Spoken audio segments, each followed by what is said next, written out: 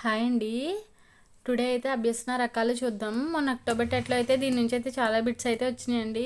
ఎక్కువగా క్రమయుత అభ్యసనం, సాధారణీకరణ అభ్యసనం, వైఖరుల అభ్యసనం, సంసర్గ అభ్యసనం, వాస్తవిక అభ్యసనం, వీటి నుంచి అయితే చాలా బిట్స్ అయితే వచ్చినాయండి. అంటే మనం ఈ టాపిక్ లేదనుకుంటాం, కానీ దీని నుంచి అయితే ఖచ్చితంగా బిట్స్ అయితే వస్తున్నాయండి. ఇలా ఇంపార్టెంట్ టాపిక్స్ ఏవైతే ఎక్కువ రిపీటెడ్ ఎక్కువ ఏది ఉంటున్నాయో అవి అయితే నేను వీడియో చేస్తానండి.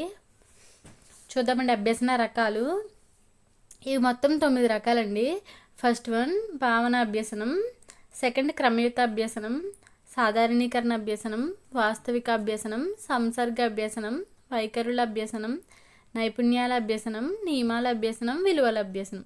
ఎక్కువగా బిట్ అడిగింది మాత్రం వైఖరుల అభ్యసనం నుంచి వాస్తవిక అభ్యసనం. క్రమయుత అభ్యసనం చాలా ఇంపార్టెంట్ అండి. దీనికి నైపుణ్యకి కొంచెం డిఫరెంట్ తెలుసుకోవాలండి, ఎందుకంటే 2 బిట్లు ఒకలానే ఉంటాయి. నెక్స్ట్ సాధారణీకరణ అభ్యసనం.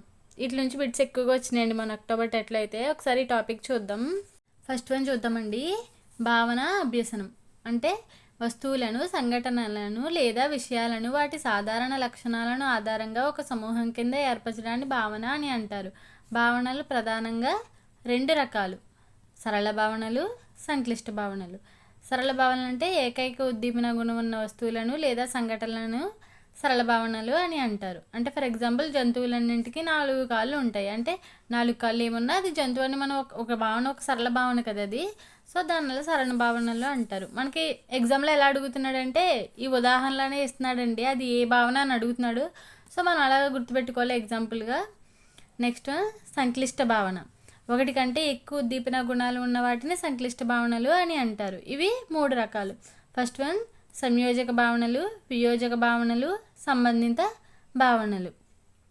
సంయోజక భావనలు అంటే ఈ భావనలో 2 లేదా అంతకంటే ఎక్కువ గుణాలు ఒకేసారి కనిపిస్తాయి. అంటే ఫర్ ఎగ్జాంపుల్ పేకాటలో ఆకారం, రంగు, సంఖ్య 3 గుణాలు కనిపిస్తాయి కదా. ఒక పేకాట తీసుకున్నామంటే అది ఏ కలర్ ఉంది, దాంట్లో సైన్ ఏంటి, నెంబర్ ఏంటి, అన్నీ ఒకేసారి మనకు కనిపిస్తాయి కదా. సో ఎక్కువ గుణాలు, ఒక 3-4 గుణాలు ఒకేసారి కనిపిస్తే అది సంయోజక భావన. అదే వియోజక భావన అంటే ఈ భావనలో కూడా 2 లేదా అంతకంటే ఎక్కువ గుణాలు ఉంటాయి, కానీ ఇక్కడ విడివిడి గుణాలు కలయికల భావాన్ని తెలియచేస్తాయి. అంటే ఇందులో అయితే గుణాలన్నీ ఒకేసారి కనిపిస్తాయి. అదేంటి సంయోజక భావన. మీరు అది గుర్తుపెట్టుకోవాలండి, ఎందుకంటే ఎక్కువగా ఎగ్జాంపుల్సే అడుగుతున్నాడు. సో ఎగ్జాంపుల్ ఇచ్చి అది సరళ భావన, సంయోజక భావన, వియోజక భావన అని అడుగుతాడు. సో మనం ఆన్సర్ చెప్పాలి కదా. సో గుణాలన్నీ ఒకేసారి కనిపిస్తే అది సంయోజక భావన. అదే విడివిడి గుణాలన్నీ కలిపితే అది వియోజక భావన. అంటే ఫర్ ఎగ్జాంపుల్ క్రికెట్ ఆటలో బ్యాట్స్మెన్ బంతిని ఆడవచ్చు, వదిలేయవచ్చు, డిఫెన్స్ చేయవచ్చు. ఈ 3 అంశాల ద్వారా బ్యాట్స్మెన్ అనే భావన స్పష్టంగా తెలుస్తుంది. అంటే బ్యాట్స్మెన్ అంటే ఈ 3 పనులు చేయవచ్చు. 3 ఒకేసారి కనిపించవు కదా, విడివిడిగా కనిపిస్తూ ఉంటాయి. సో ఇది వియోజక భావన. ఈ రెండింటికి డిఫరెన్స్ తెలుసుకోండి. వాడు ఎగ్జామ్లో ఎగ్జాంపుల్స్ అడుగుతాడు, మన ఆన్సర్ అయితే ఇవి చేయాలి. నెక్స్ట్ వన్ సంబంధిత భావన. 2 గుణాల మధ్య సంబంధాన్ని తెలియజేసేవే సంబంధిత భావన. అంటే ఫర్ ఎగ్జాంపుల్ వెలుగు, చీకటి, అమావాస్య, పౌర్ణమి, అలా 2 గుణాలు ఉన్నాయంటే అది సంబంధిత భావన. నెక్స్ట్ జ్ఞానేంద్రియాల అనుభవం దృష్ట్యా భావనలు 2 రకాలు. ఫస్ట్ వన్ మూర్త భావనలు. జ్ఞానేంద్రియాల అనుభవంలోకి వచ్చినవి, వీటి లక్షణాలను సులువుగా చెప్పవచ్చు. అంటే ఫర్ ఎగ్జాంపుల్ జంతువులు, వస్తువులు, ప్రకృతి. అంటే మన జ్ఞానేంద్రియాల ద్వారా మన అనుభవంలోకి ఏం వస్తాయో అవన్నీ మూర్త భావనలు. ఇవి మనకు ఆల్రెడీ తెలుసు కదా అమూర్త అంటే.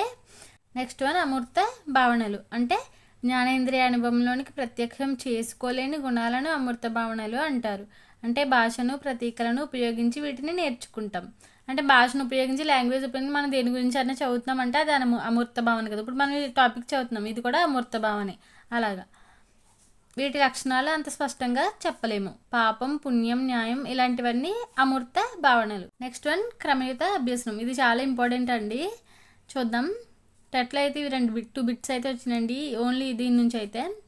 ఈ అభ్యసనం చలన నైపుణ్యాలను, సంజ్ఞానాత్మక నైపుణ్యాలను, అలవాట్లను పెంపొందించడానికి ఉపయోగపడుతుంది. ఎలా చేయాలి అనే అంశంపై ఆధారపడి ఉండి వరుస క్రమంలో ఒకదాని తర్వాత మరొకటి చేయాలి అనే అంశాన్ని గుర్తు చేస్తుంది. అంటే స్టార్టింగ్ ఎలా చేయాలి అనే దాన్ని స్టార్ట్ అయ్యి తర్వాత, అంటే ఫర్ ఎగ్జాంపుల్ మనం ఏదో ఒకటి ఫర్ ఎగ్జాంపుల్ స్టిచ్చింగే ఉందనుకోండి, ఫస్ట్ ఎలా చేయాలని అనుకుంటాం, ఎలా స్టిచ్ చేయాలని. ఆ తర్వాత ఒకదాని తర్వాత ఎలా అటాచ్ చేయాలని వరుస క్రమంలో చేస్తూ ఉంటాం కదా. సో అది అనమాట క్రమయుత అభ్యసనం అంటే. ఈ అభ్యసనంలో ఏదైనా కృత్యాన్ని పలుమార్లు చేయడం వల్ల అభ్యసనం సులువు అవుతుంది. ఫస్ట్లో ఏదైనా డ్రెస్ అయినా షర్ట్ అయినా ఏదైనా స్టిచ్ చేయాలంటే ఫస్ట్లో కొంచెం కష్టంగా ఉంటుంది. దీని తర్వాత ఏంటో గుర్తుపెట్టుకోవడం. అలా చేయగా స్టిచ్ చేయగా మనకు అలవాటు అయిపోద్ది కదా. సో అది క్రమయుత అభ్యసనం. బైక్ నడపడం, ప్రయోగశాలలో ఆక్సిజన్ తయారీ, ఇవన్నీ క్రమయుత అభ్యసనం. మొన్న ఎగ్జామ్లో అయితే ఈ బిట్ వచ్చిందండి. మోటార్ సైకిల్ నడిపిన వ్యక్తిలో ఉండే అభ్యసనం ఏంటి అని అడిగాడు. అది క్రమయుత అభ్యసనం. ఇందులో మళ్ళీ డిఫరెన్స్ కూడా ఉన్నాయండి. చూడండి, ఇక్కడ నియమాల అభ్యసనం ఉంది కదా, అదే మోటార్ సైకిల్ రిపేర్ చేసిన వ్యక్తి స్కూటీ రిపేర్ చేయగలిగాడు అంటే అది నియమాల అభ్యసనం. ఎందుకంటే అందులో ఈక్వేషన్ అనేది నేర్చుకున్నాడు. సో అది నియమాల అభ్యసనంలోకి వస్తుంది. మళ్ళీ ఇలాంటిది ఒకటి ఉంటుందండి ఇక్కడ, కుట్లు, అల్లికలు, పియానో, ఇవన్నీ నైపుణ్య అభ్యసనం. సో చిన్న చిన్న డిఫరెన్స్ ఉంటాయండి, చూసుకోవాలి. మీకు అర్థమైంది కదా క్రమయుత అభ్యసనం అంటే. నెక్స్ట్ వన్ సాధారణీకరణ అభ్యసనం. దీంట్లో కూడా మన టెట్ నుంచి అయితే బిట్ వచ్చిందండి. ఈ అభ్యసనం వివిధ రకాలైన ఉద్దీపనలకు మధ్య సారూప్యతను బట్టి ఒకే రకంగా స్పందించేలా చేస్తుంది. సాధారణీకరణం ద్వారా అభ్యసనం సమర్థవంతంగా జరుగుతుంది. అంటే సారూప్యతను బట్టి, అంటే ఒకే విధంగా ఉన్న అంశాలను ఒక తీసుకొస్తాం కదా, అలాగా. ఎగ్జాంపుల్ చూద్దామండి.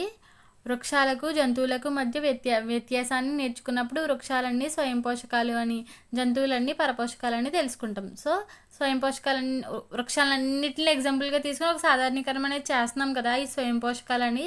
సో అందుకని మనకు ఆల్రెడీ దాంట్లోనే ఆన్సర్ వచ్చేసిందండి. ఇది సాధారణీకరణ అభ్యసనం అని తెలిసిపోతుంది కదా. నెక్స్ట్ వన్ వాస్తవిక అభ్యసనం. దీంట్లో కూడా మన అక్టోబర్ ఎట్లా బిట్ అయితే వచ్చిందండి.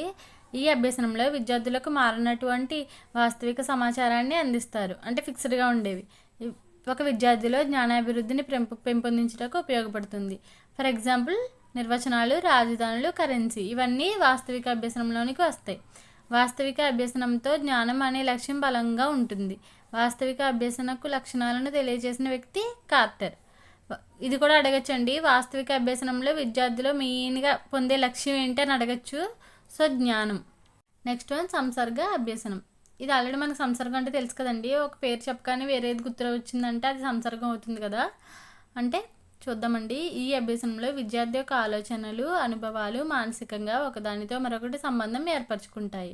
అంటే చార్మినార్ అని చెప్పగానే ప్లేగ్ వ్యాధి అని మనకు గుర్తొస్తుంది కదా.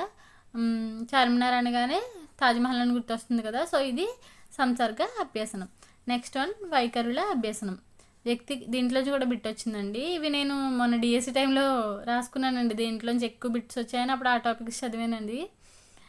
వ్యక్తికి ఇతర అంశాలపై ఉండే అభిప్రాయాలే వైఖరులు. జీవితంలో ఎదురయ్యే సంఘటనల ద్వారా వ్యక్తులకు అనుకూల, ప్రతికూల వైఖరులు ఏర్పడతాయి. ఒక విద్యార్థి ఓపెన్ కేటగిరీలో ఉద్యోగం సాధించలేము అనే ప్రతికూల వైఖరిని ఏర్పరచుకున్నాడు. సో ఇది ఏ అభ్యసనం అంటే వైఖరుల అభ్యసనం. నెక్స్ట్ వన్ నైపుణ్యాల అభ్యసనం. స్కిల్ అండి ఇది. ఒక కష్టమైన కృత్యాన్ని, ఏదైనా స్కిల్ని ఎక్కువసార్లు సాధన చేసి సమర్థవంతంగా అడ్డంకులను అధిగమిస్తూ సునాయాసంగా నేర్చుకోవడం. అంటే ఏదైనా స్కిల్ నేర్చుకోవడం అండి ఇది. కుట్లు, అల్లికలు నేర్చుకోవడం, పియానో నేర్చుకోవడం, అవన్నీ స్కిల్లోకి వస్తాయండి. అదే బైక్ డ్రైవ్ చేయడం అంటే క్రమయుత అభ్యసనం.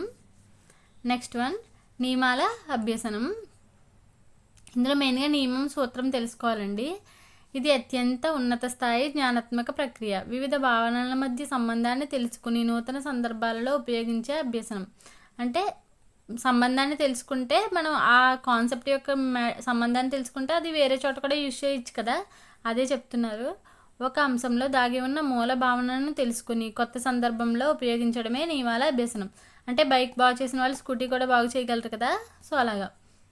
నెక్స్ట్ వన్ విలువల అభ్యసనం. అంటే ఒక వ్యక్తిని మిగతా వ్యక్తుల నుండి వేరు చేసి ప్రత్యక్షంగా చూపే లక్షణం. అంటే ఒక్కొక్క వ్యక్తికి ఒక్కొక్క డిఫరెంట్ క్యారెక్టర్ అయితే ఉంటుంది కదా. ఇవి వ్యక్తుల యొక్క తప్పులను తెలియజేస్తాయి. ఇవి వ్యక్తుల వైఖరులను ప్రభావితం చేస్తాయి. సో ఆప్షన్స్లో ఇలా వైఖరులు కానీ, తప్పులు కానీ, అలాంటి వాటి వ్యక్తి క్యారెక్టర్ గురించి ఏదైనా బిట్ వస్తే అది విలువల అభ్యసనం అని చెప్పాలండి. అంతే. టోటల్ అయితే 9 ఉన్నాయండి. భావనల అభ్యసనం, నెక్స్ట్ క్రమయుత అభ్యసనం, ఇది మాత్రం చూసుకుని వెళ్ళండి, బిట్ అయితే వస్తుంది దీని నుంచి ఎక్కువగా. సాధారణీకరణ అభ్యసనం.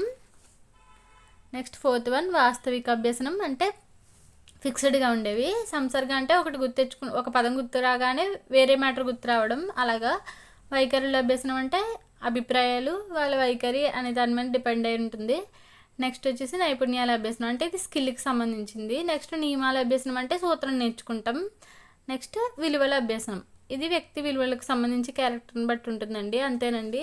నెక్స్ట్ టాపిక్ అయితే ఎక్కువగా రిపీటెడ్ ఎక్కడ ఉన్నాయో నేను ఆల్రెడీ రాసుకున్నాను కదండి మొన్న డిఎస్సికి, ఆ టాపిక్ అయితే చేస్తానండి. Thank you.